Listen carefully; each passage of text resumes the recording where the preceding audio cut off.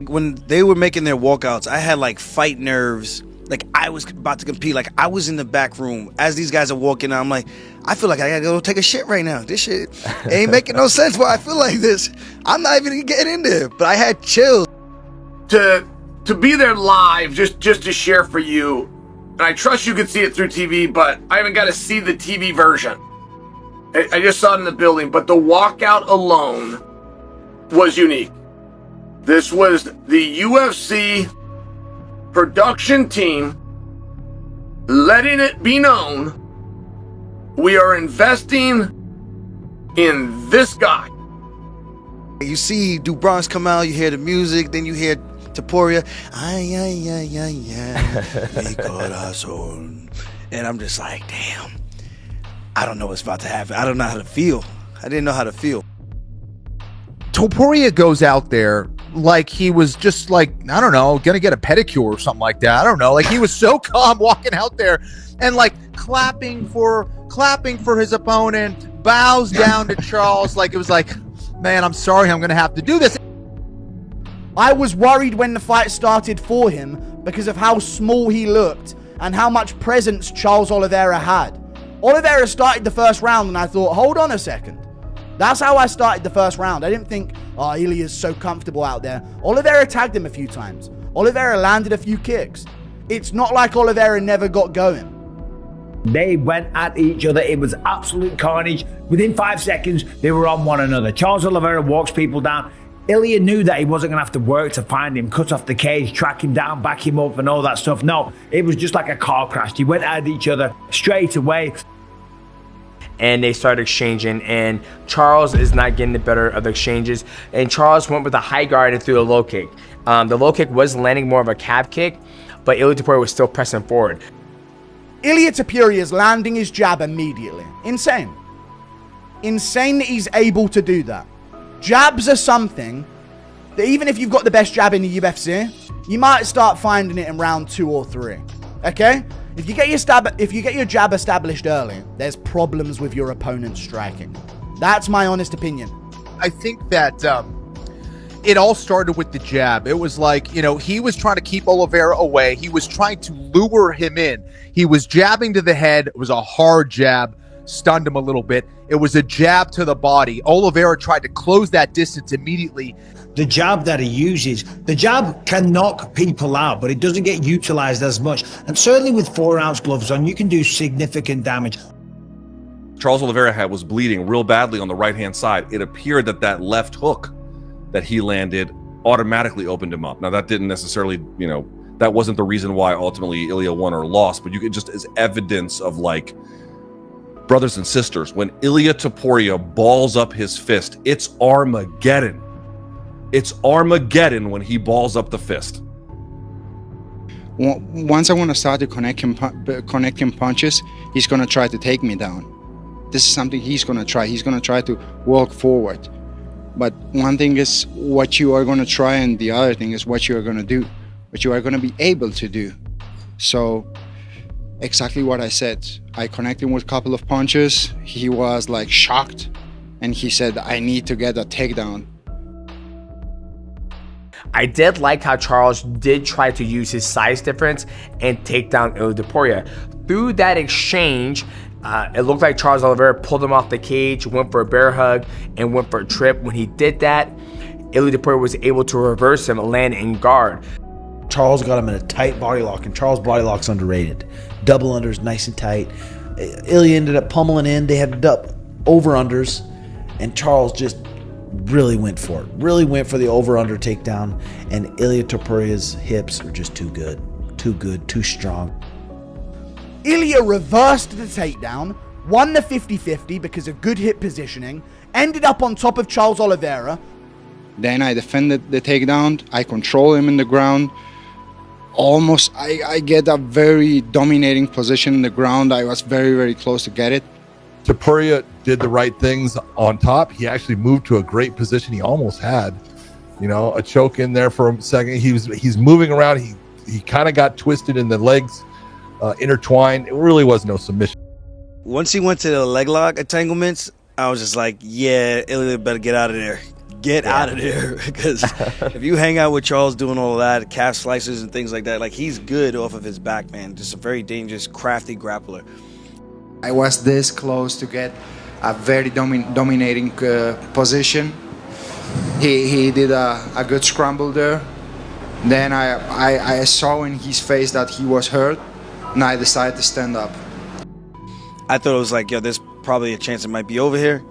But Ilia, because kind of like, nah, son, we not doing this. Now, you saw what Ilia Topuria did very well. He didn't try to punch Charles Oliveira when he was in a heel hook. Not a heel hook. It was almost a heel ankle lock sweep.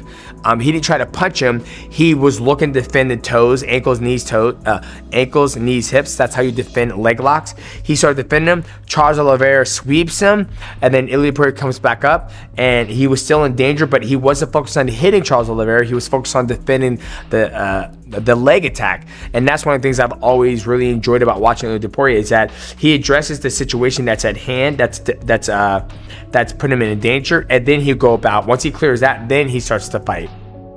Listen, on the ground, it's a little dangerous, it's a little bit tricky, and he knew on the feet, I've got this guy's number. I'm going to put him to sleep. Come on, buddy, come back into my world. Let's play a little bit longer. And it was literally just a little bit longer. He does so many of the things well. The common denominator, he's not going to fight on your terms. You're going to fight on his. And buddy, those are not advantageous terms. And the final combination, let's talk about this. It's a beautiful jab, a piercing jab from Topuria, and then he backs up. And the reason that was so cool is that he lands the jab, Topuria backs up. That makes Charles come forward to chase him down. He throws the right hand as Charles is coming forward. Obviously, that increases the power. And from the moment the right hand connects, Oliveira is out cold. But he throws a left hook behind it, like a good boxer. That connects. Oliveira goes down, and as he goes down, boom, headbutts his own knee for a third shot, hits the canvas. He puts a jab in his face. Charles wants to get something back. Ilia steps off the line. Here comes the right hand. He actually put one more jab in his face, but then the cross comes. He baited it, basically. That's what I'm trying to indicate. He baited it, gets his head off the line, hits him with the right hand, bah, and then closes the show with the left. It's Armageddon. Imagine what he does to guys like Paddy Pimblett, who he genuinely does not like. Punches, he's not going to see me coming. And I call this. I actually told you during the whole week, I told you, he's not going to see me coming. The way I move, the way I do it, they can't do anything against it. The one thing I will say that was very interesting that Ilia Topuria did was he was circling into Charles's strong suit.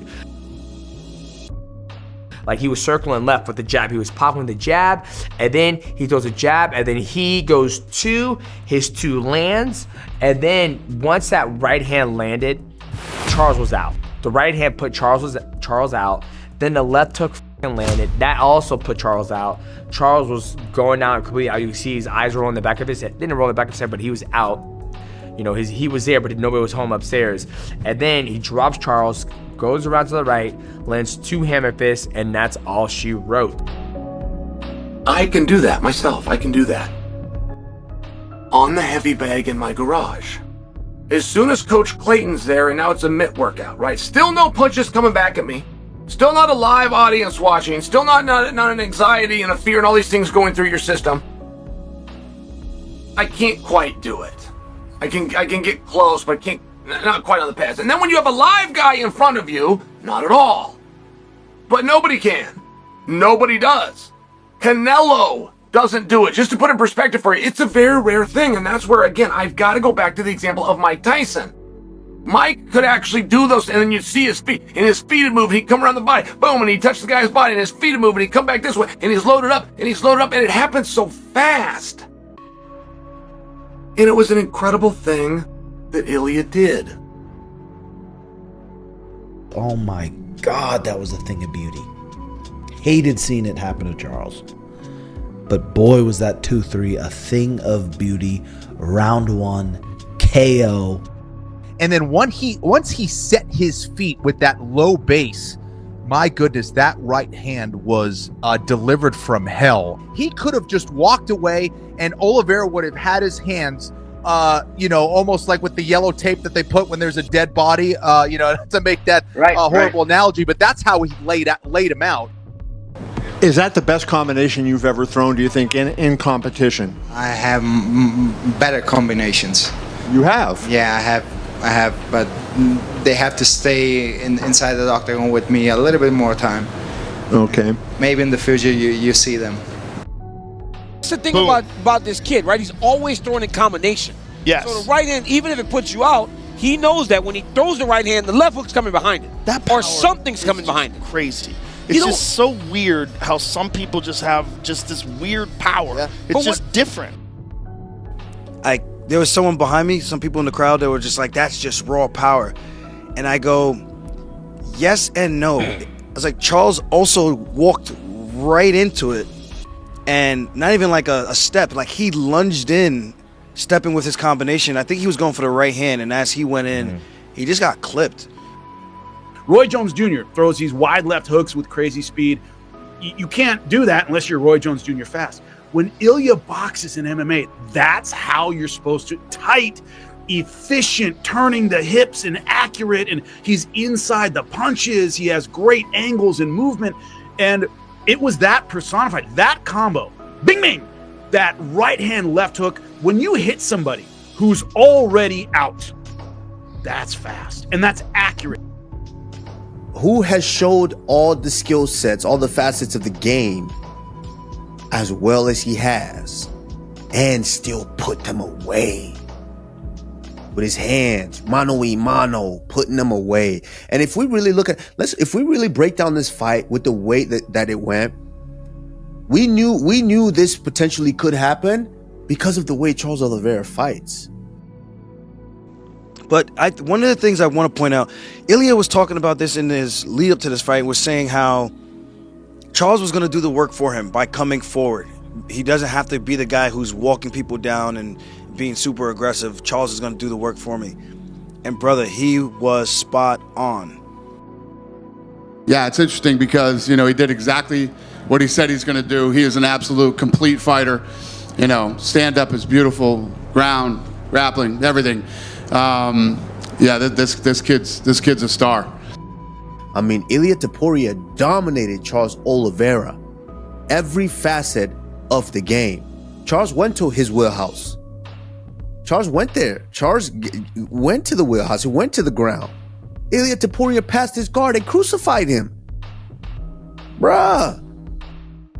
No, absolutely. I mean, look, Ilia understands what butters his bread, and what does that is he's got power in his hands. He's a very good defensively sound boxer and striker. He does everything, like I said before. His head movement, he just barely makes you miss, and then he makes you pay. We know the caliber of the man. He made it look easy. He said he would do it in the first round. He was already celebrating the win on Friday night. He was standing on a table in a restaurant, swinging a shirt around. Everyone was like, yeah, you did it, champ, you did it. And everyone was like, this guy's out of his mind. But I tell you what, he's something special. He truly is. I had many reasons to celebrate the victory because I worked really hard. Every person that was in that dinner yesterday, they put like they effort in this preparation. So everything, the victory is not always inside the octagon, Sometimes it's like when you put your best effort into something, you already feel that you get the victory, You don't always need to get the belts and all that to feel recognized. What did he say to Charles's face at the press conference this week? I'm sorry it had to be you. This motherfucker is looking at his opponents and expressing sorrow for what he's about to do to him. This is something you say to in high school, if you're on the varsity, something you say to somebody who doesn't even start on the JV squad. Taking kind pity on them to their face. It's just the most ice cold thing you're ever going to see. I know how hard I work. I know what I'm able to do in the sparring sessions and the training sessions. I know how good I am. I know that no one can match my level of skills inside the octagon. And when I say this, maybe I sound a little bit cocky. You guys think that I'm crazy, but I used to prove it that I'm the best fighter in the world.